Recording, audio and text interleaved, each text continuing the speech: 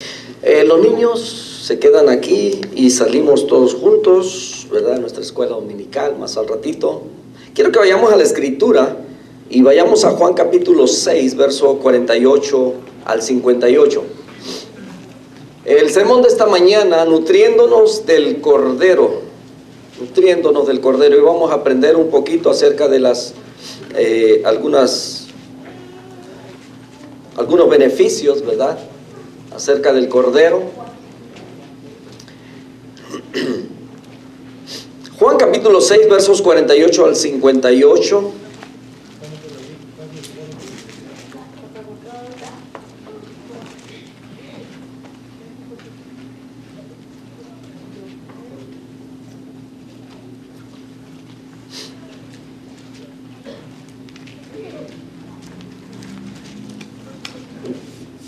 ¿Estamos ahí? Bien, si me sigue con su vista, yo le leo en voz alta. Y dice la escritura así: yo soy el pan de vida, dice el Señor Jesús. Vuestros padres comieron el maná en el desierto y murieron. Este es el pan que desciende del cielo para que el que de él come no muera. Yo soy el pan vivo que descendió del cielo. Si alguno comiere de este pan, vivirá para siempre. Y el pan que yo daré es mi carne, la cual yo daré por la vida del mundo. Entonces los judíos contendían entre sí diciendo: ¿cómo puede éste darnos a comer su carne? Jesús les dijo: de cierto digo, si no coméis la carne del Hijo del Hombre y bebéis su sangre, no tenéis vida en vosotros. El que come mi carne y bebe mi sangre tiene vida eterna, y yo le resucitaré en el día postrero. Porque mi carne es verdadera comida y mi sangre es verdadera bebida. El que come mi carne y bebe mi sangre, en mí permanece y yo en él. Como me envió el Padre viviente y yo vivo por el Padre, asimismo el que me come, él también vivirá por mí. Este es el pan que descendió del cielo, no como vuestros padres comieron el maná y murieron. El que come de este pan vivirá eternamente. Oremos. Padre, te damos gracias por tu palabra. En esta mañana, Señor, queremos aprender de ella y suplicamos, mi Dios amado, para que nuestro corazón, nuestra mente, Señor, en este momento estén dedicados para ti, esperando recibir, Señor, de ti tu bendita palabra. Háblanos, corrígenos, instrúyenos, dirígenos, enséñanos, Señor, a través de tu Espíritu Santo, en ese precioso nombre que es sobre todo nombre, Jesucristo. Amén. Nutriéndonos del Cordero. ¿Qué se le viene a la mente cuando hablamos de un cordero? Si hablamos de un cordero, ¿verdad?, de los que conocemos, el hijo de la oveja. Pero esta mañana el enfoque es más en lo que Dios le dio a su pueblo a comer antes de que salieran de Egipto. Después de más de 400 años de esclavitud, Dios le dijo ese día, le dio mandamientos que tomaran el día 10 un cordero que fuera de 1 año de edad o menos, y que vieran de acuerdo a la cantidad de familias que habían en casa, que lo comieran asado. Y les dio instrucciones con qué podían también, ¿verdad? Bueno, hoy en día se usan diferentes tipos de condimentos para condimentar una carne y darle sazón o sabor. Y el Señor también le dice que usen ciertas hierbas amargas. Habían razones de todo ello. Dios les indica cómo lo tienen que hacer y quiénes lo deben de hacer. Y esa noche ellos se están preparando para comer el cordero y tenían que estar bien vestidos. Les decían, porque esta es la Pascua. Ellos iban a salir de un momento a otro cuando el Señor lo indicara, iban a salir de Egipto. Y entonces, basado en eso, Dios les da instrucciones de comer el cordero. Y esto era una preparación para salir a un desierto. Interesantemente, ¿verdad?, buscaba un poco de ayuda acerca de aquellos que saben más acerca de los nutrientes y de los beneficios que tiene un cordero. Como dentro de la comida, de la gastronomía que Dios le da a su pueblo, siempre incluía el cordero y evitaba los animales inmundos, entre ellos el puerco. Y bueno, encontré algunas ayudas por ahí, ¿verdad? Por ejemplo, de los nutrientes del cordero. En México, por ejemplo, la carne de cordero no es tan ingerida como el puerco, el res o el pollo. Y ese tipo de carne de oveja, ¿verdad?, se produce cuando el animal tiene entre 1 a 12 meses de edad. Y esto se debe a que entre más grande sea el animal, su textura de su carne será menos suave. Pero vamos a los beneficios de esta carne, de este cordero.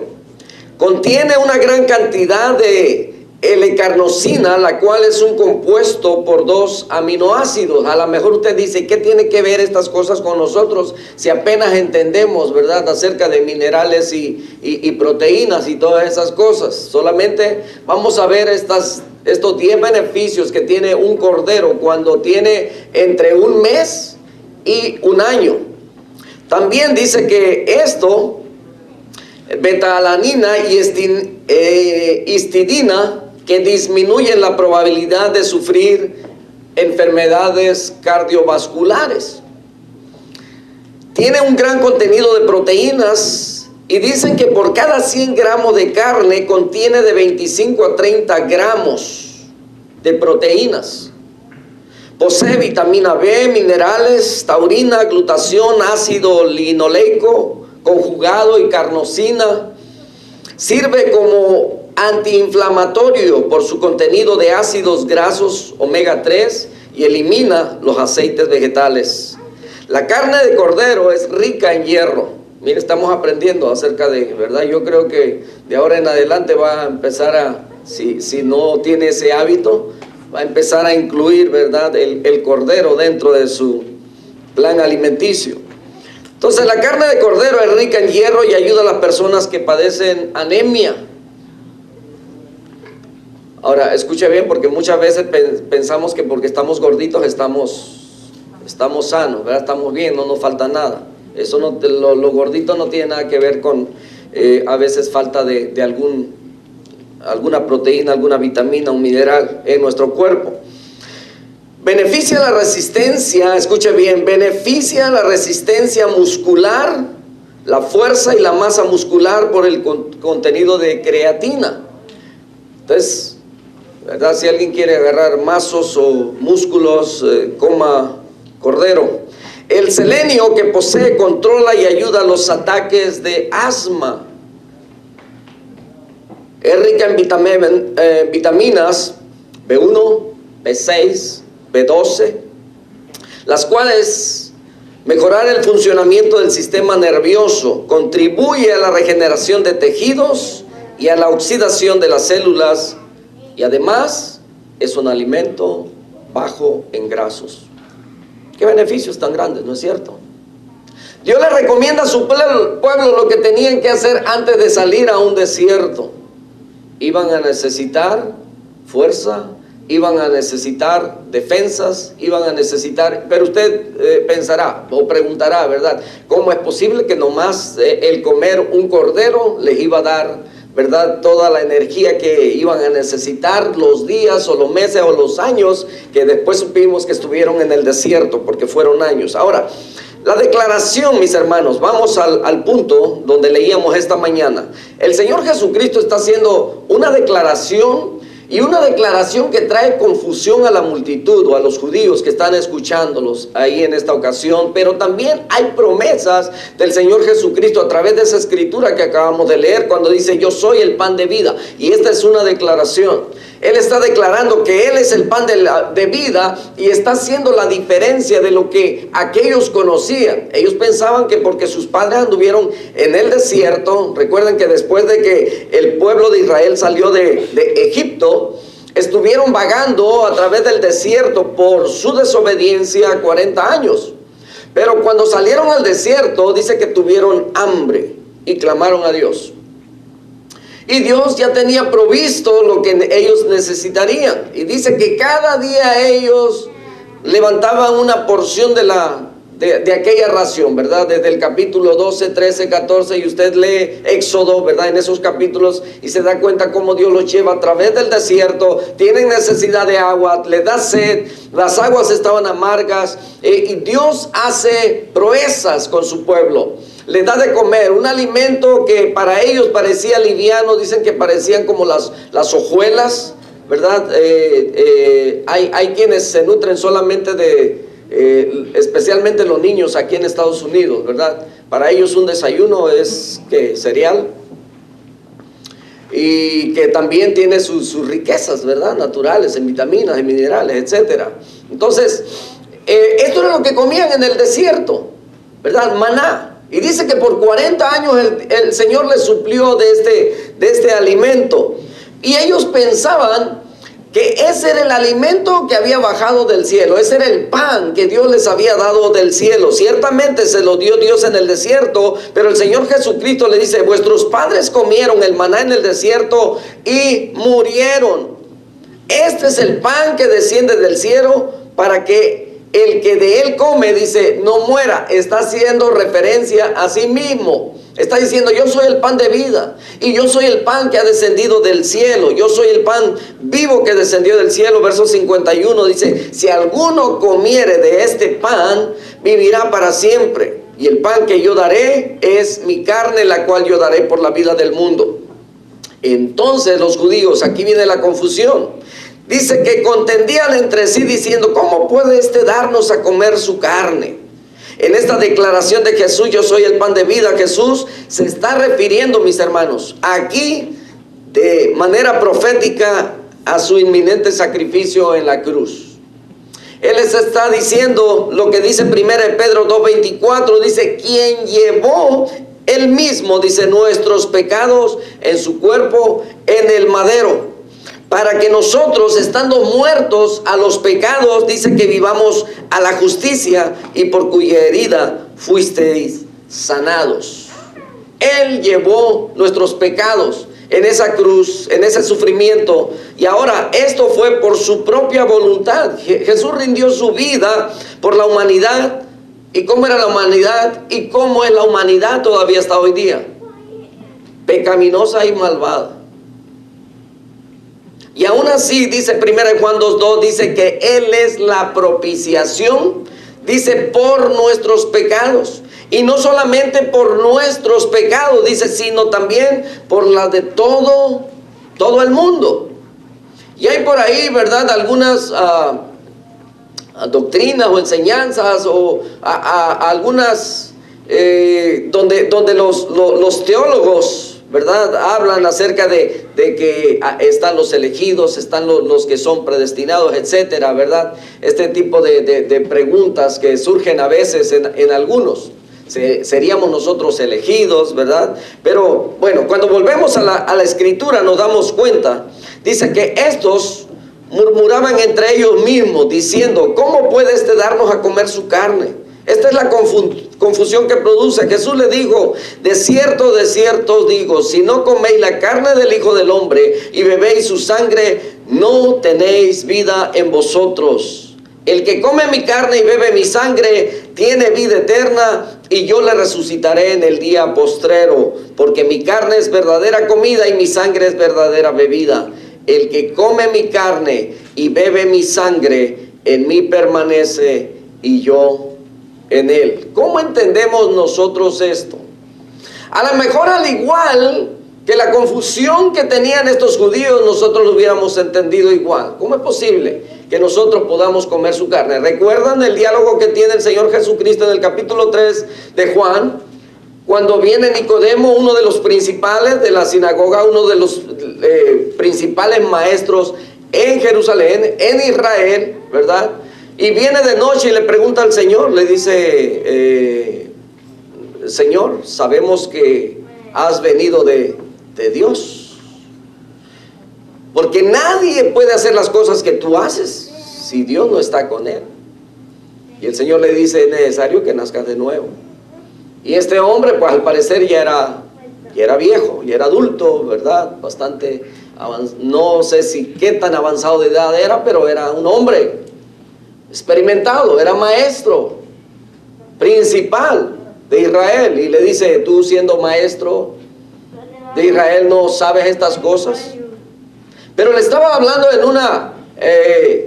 le estaba dando como una ilustración, pero en metáfora, una analogía. Y él entendía las cosas en el sentido físico, como cualquiera de nosotros a lo mejor lo hubiera entendido también. Pero el Señor le estaba hablando en el sentido espiritual: tienes que nacer de nuevo. El que nace de la carne, dice, carne es, y el que nace del espíritu, espíritu es. También se da con aquella mujer, capítulo 4 de Juan, ¿verdad? Cuando llega el Señor y le dice, la que va a sacar agua del pozo, y entonces le dice: mujer, dame de beber, y comienzan ese diálogo ahí. Le dice: como tú siendo judío me pides a mí que te dé de beber.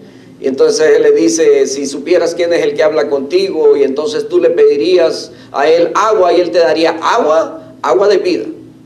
Y entonces ahí se abre otra vez una analogía, ¿verdad? Del agua, de la necesidad que tiene el ser humano y que necesita ser saciado.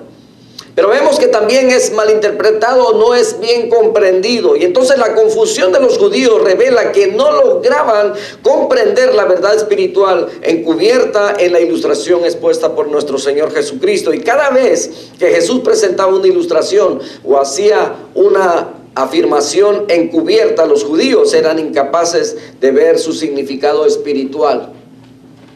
Ahora, era necesario que todas estas cosas sucedieran, porque dice la Escritura que el Señor vino a los suyos. Juan capítulo 1, verso 11, dice que a los suyos vino, pero los suyos no le recibieron. No le recibieron porque tenían un velo que no les permitía ver que Él era el Mesías. Pero dice el verso 12: mas a todos los que le recibieron, a los que creen en su nombre, les ha dado potestad de ser hechos hijos de Dios. Y si no hemos entendido y no hemos comprendido eso, es porque todavía no hemos nacido de nuevo. Pero dice que si hemos creído en Él, eso es comer la carne de Jesucristo. Si obedecemos y practicamos lo que la Escritura nos dice, eso es beber la sangre de Jesucristo. Porque dice: el Padre y yo uno somos, yo he descendido del cielo. Y dice, verso 54: el que come mi carne y bebe mi sangre, vida eterna, tiene vida eterna, y yo le resucitaré en el día postrero. Qué bendición, mis hermanos. A lo mejor usted no lo ve de la misma manera, pero los que estamos en Cristo, dice que ya no hay más condenación para nosotros. Romanos capítulo 8, ¿verdad? Verso 1 dice que no hay más condenación para los que están en Cristo Jesús. Y no nos basamos en los sentimientos o en las emociones, sino en lo que la palabra de Dios dice. Juan capítulo 3, verso 16: de tal manera amó Dios al mundo que ha dado a su Hijo unigénito, para que todo aquel que en Él cree no se pierda, mas tenga vida eterna. ¿Has creído? Eres salvo. Si no has creído, necesitas nacer de nuevo, o sea, necesitas creer. Y qué bendición es cuando escuchas que un creyente terminó su jornada aquí y ahora descansa en los brazos del Señor. Su cuerpo va a reposar por un tiempo hasta que el Señor Jesucristo venga. Y dice que será levantado, será resucitado en el día postrero. ¿Y cuándo es eso? Cuando el Señor venga. Y cuando dice el día postrero, es que todavía no llega, pero está por venir.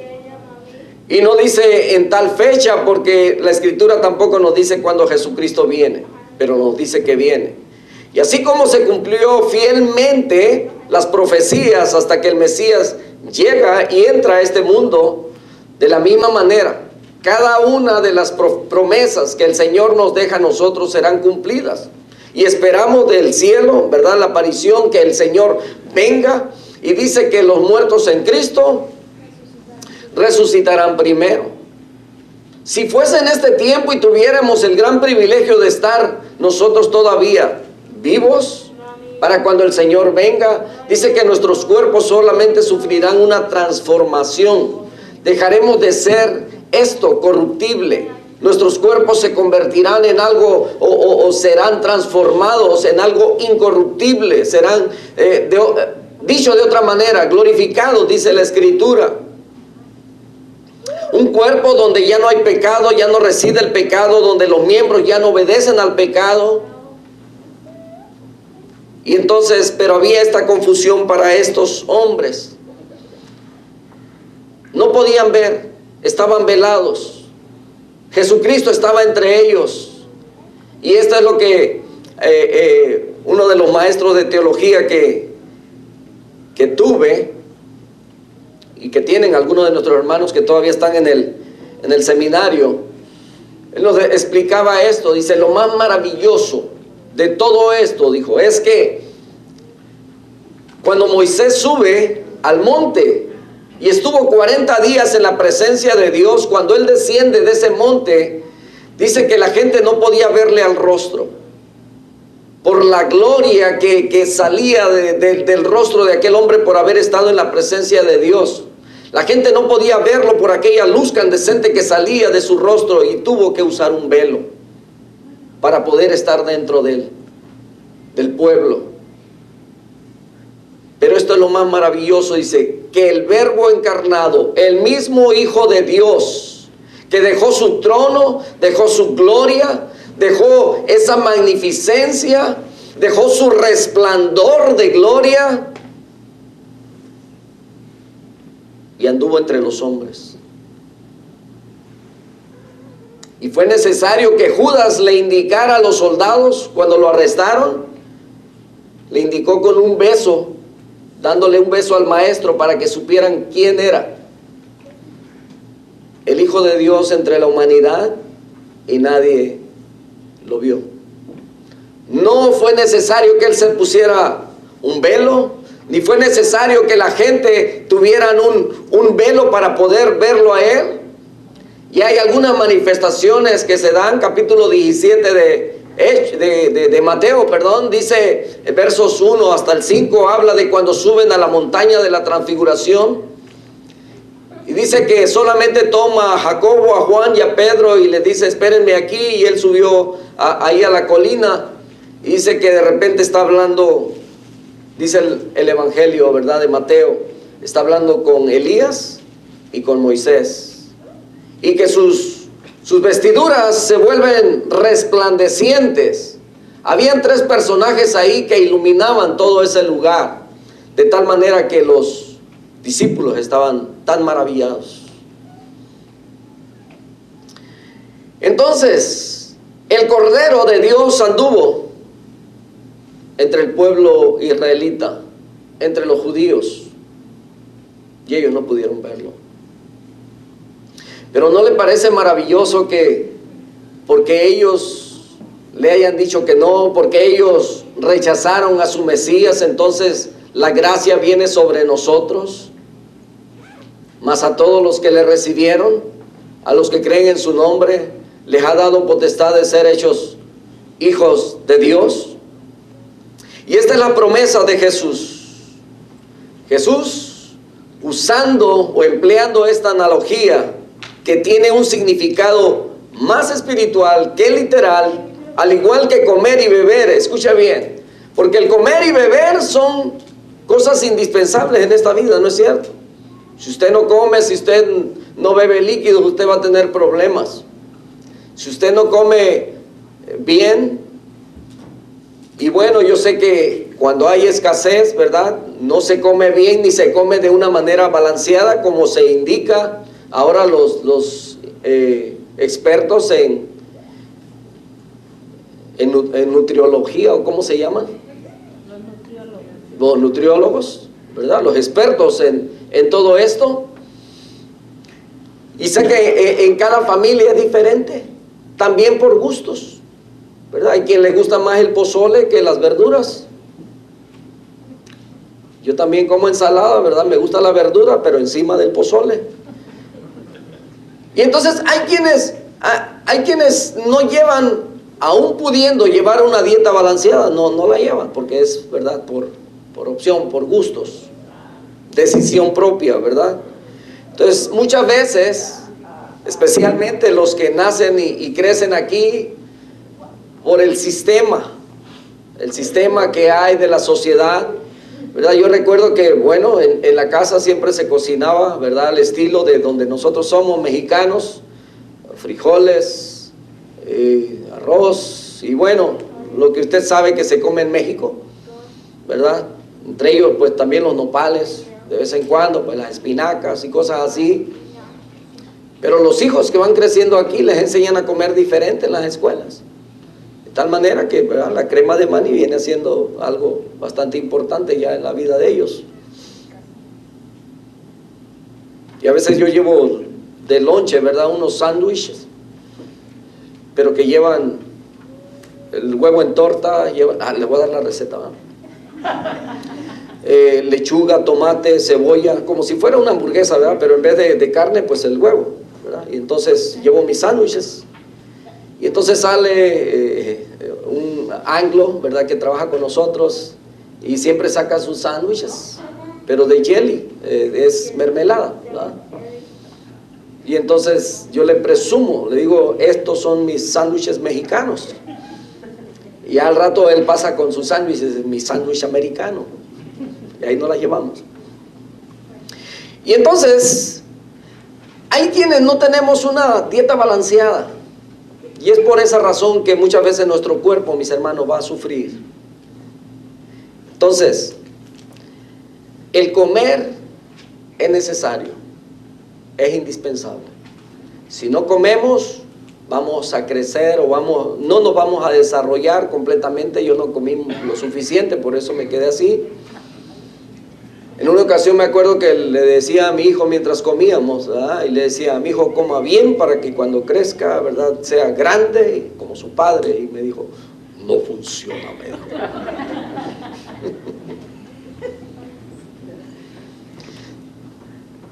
Vemos en algunos países donde hay mucha necesidad o escasez de alimentos, o por la economía, ¿verdad?, que no pueden comprar lo necesario para una buena alimentación. Hay deficiencias, falta o muchos niños desnutridos, etcétera. Se desarrollan por lo mismo muchas enfermedades porque no hay lo suficiente, el cuerpo no crea las suficientes defensas que necesitan, etcétera. El beber es indispensable también. Si usted no toma agua, usted se deshidrata. Y no solamente eso, mis hermanos, sino que sus órganos vitales empiezan a sufrir, especialmente su hígado, sus riñones, que son los que es como el filtro que está filtrando el agua. Y hay quienes casi no acostumbramos tomar agua y estamos propensos a que de un momento a otro comiencen los piquetes en la parte de atrás. Y entonces corremos, ¿verdad?, a agarrar los remedios, que coma alfalfa, ¿ah? Y bueno, hay muchas recomendaciones para el jugo de cranberry y tantas cosas que podemos recurrir hoy en día, que no sería necesario si tomáramos agua siempre. Entonces el Señor Jesucristo lo que está usando aquí en esta analogía, ¿verdad?, es los elementos que son necesarios para vivir. El comer y el beber son necesarios para la vida física, así como la fe en su muerte en sacrificio es necesario para la vida eterna. Entonces lo que el Señor está diciendo, que así como necesitamos comer, así como necesitamos beber, así necesitamos nosotros creer para vivir en Él. Así de simple. Pero los judíos, los que andaban ahí detrás de Él, siempre buscando cómo y qué agarrarlo, ¿verdad?, siempre haciéndole la contraria, siempre buscaban alguna manera. Entonces comer y beber su carne y sangre solamente simbolizan de manera metafórica la necesidad de aceptar la obra que hizo nuestro Señor Jesucristo en la cruz. Resultaba inconcebible para los judíos un Mesías que fuera crucificado.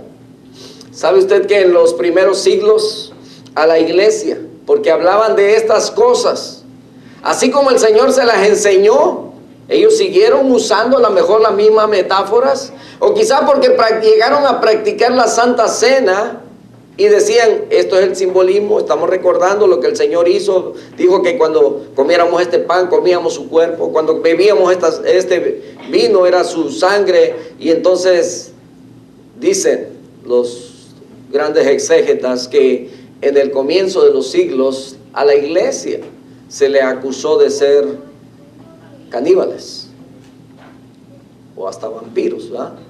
Porque tomaban sangre. Pero esto, dentro de las naciones paganas, esto era una práctica.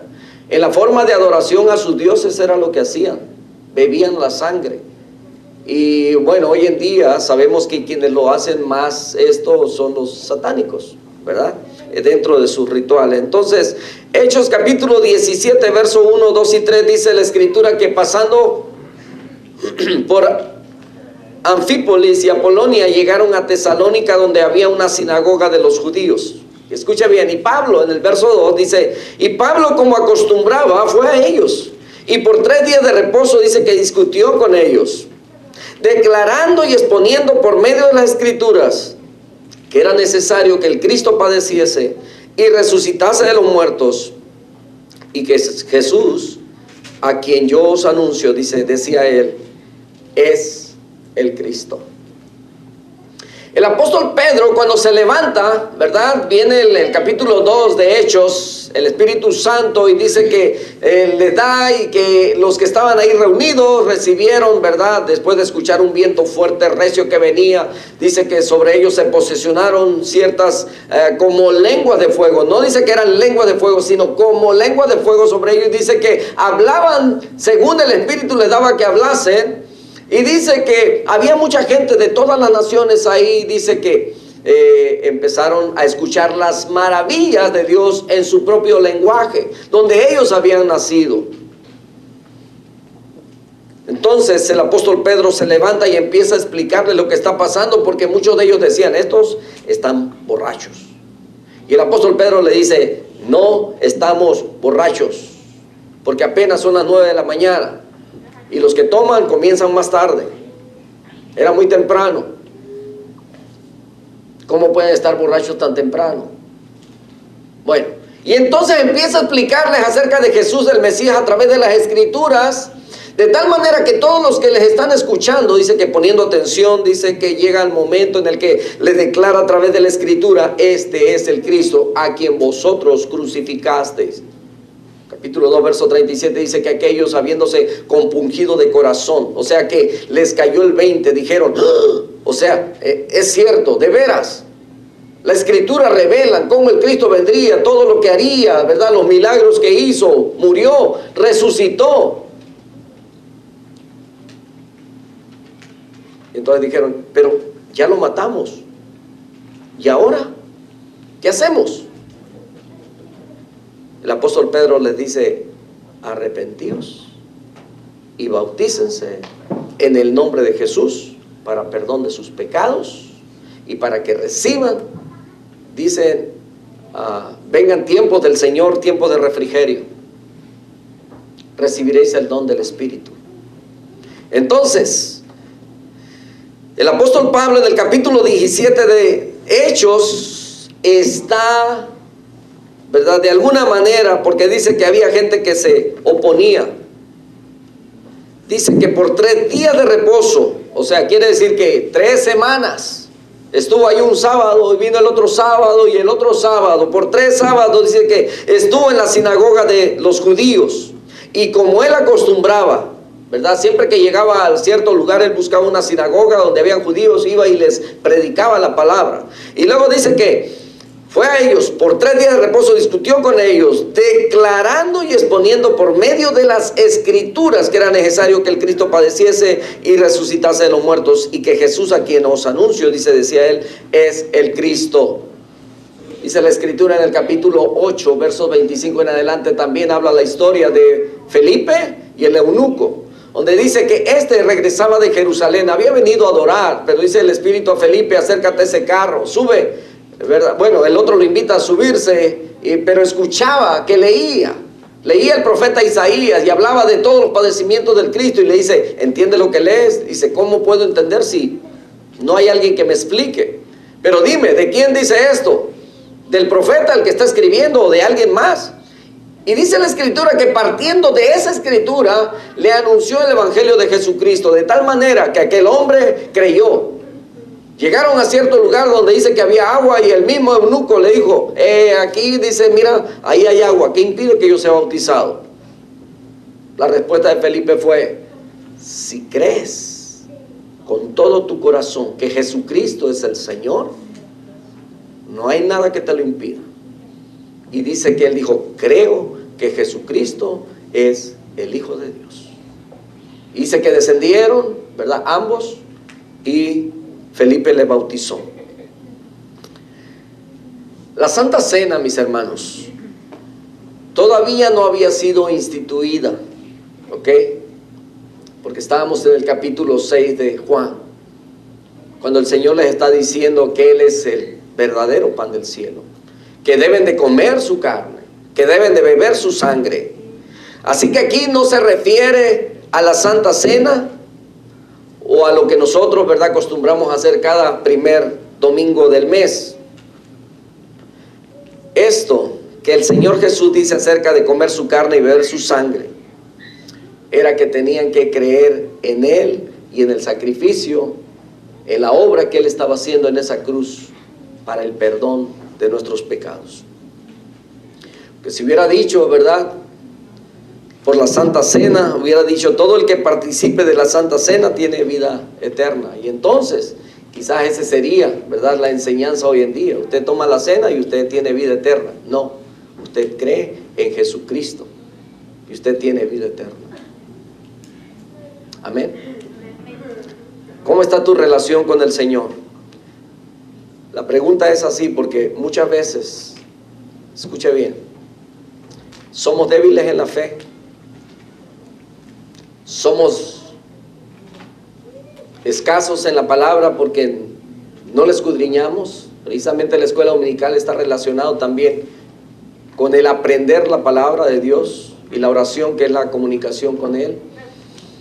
Pero todas esas cosas, cuando las descuidamos, mis hermanos, es como cuando descuidamos nuestro orden alimenticio. ¿De qué se está usted alimentando? ¿Se está alimentando del cordero o se está alimentando de puerco? ¿O se está alimentando de otras cosas que no le traen nutrientes, que le van a llenar, le van a saciar el hambre, pero no le van a nutrir? Yo no sé cuántos de ustedes, porque vivimos en este país y a veces vivimos la vida muy acelerada y no hay tiempo de comer en nuestro horario. Especialmente los que trabajamos en construcción, nos sucede eso.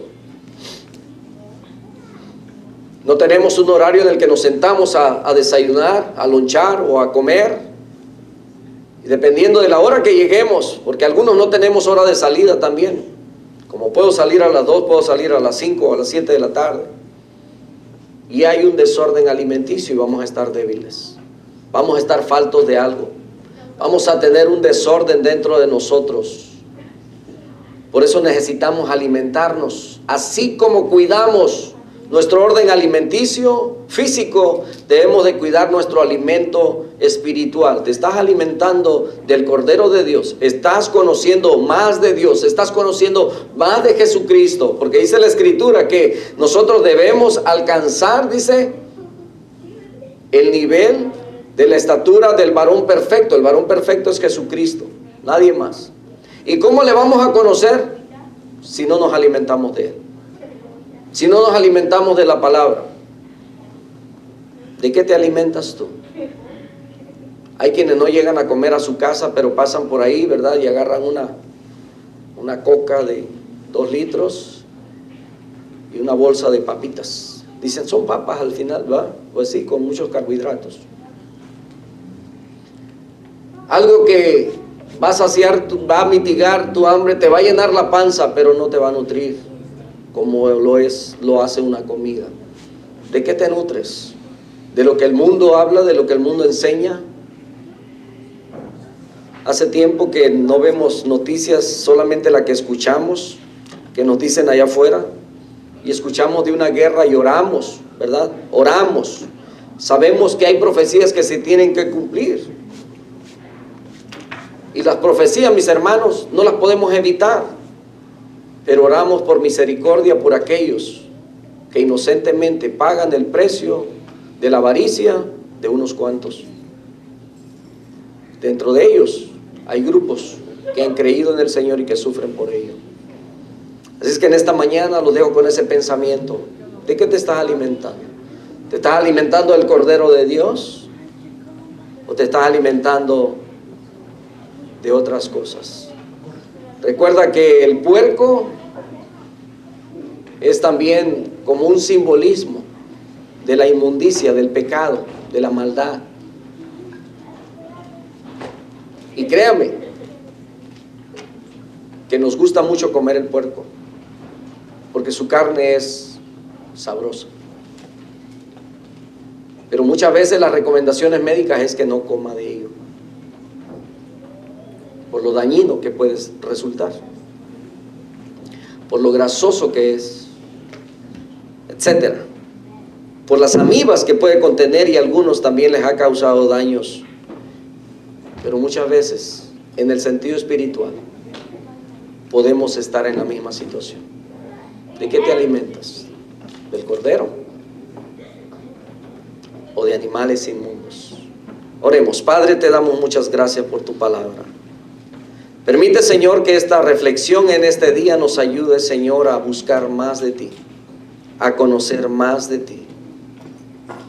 Reorienta, Señor, nuestro corazón si ha perdido el rumbo. Te suplicamos en esta mañana, mi Dios, para que en tu misericordia, Señor, te acuerdes de aquellos que dejaron de nutrirse, Señor, de esa fe, de esa esperanza. Pues tu palabra dice que la fe viene por el oír, y el oír tu palabra. No el oír otras cosas, sino el oír tu palabra. Así es que rogamos en esta mañana, Señor, por cada vida y cada corazón que posiblemente esté pasando por escasez, aunque sabemos que tu palabra, Señor, no tiene precio. No es como que estemos faltos económicamente para no obtenerla. Permite, Señor, que los corazones en este día puedan alinearse, Señor, con la voluntad y el deseo tuyo. En el nombre de Jesús. Mientras usted sigue orando, yo quiero hacer esta invitación. Quizás habrá alguien entre nosotros que quiere hacer una invitación al Señor a venir a su corazón. Si no ha hecho a Jesucristo el Señor de su vida, esta mañana es su oportunidad. Lo único que tienes que hacer es creer en lo que Él ya hizo en la cruz por ti y por mí.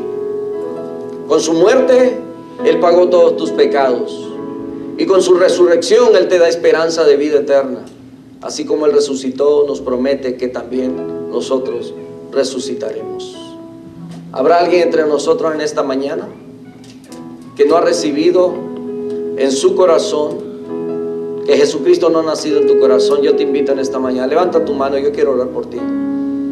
Esta invitación es para ti que no has recibido. Si ya lo tienes, yo quiero invitarte a que no mengues, no te des por vencido, no te rindas. Sigue confiando y creyendo en su promesa.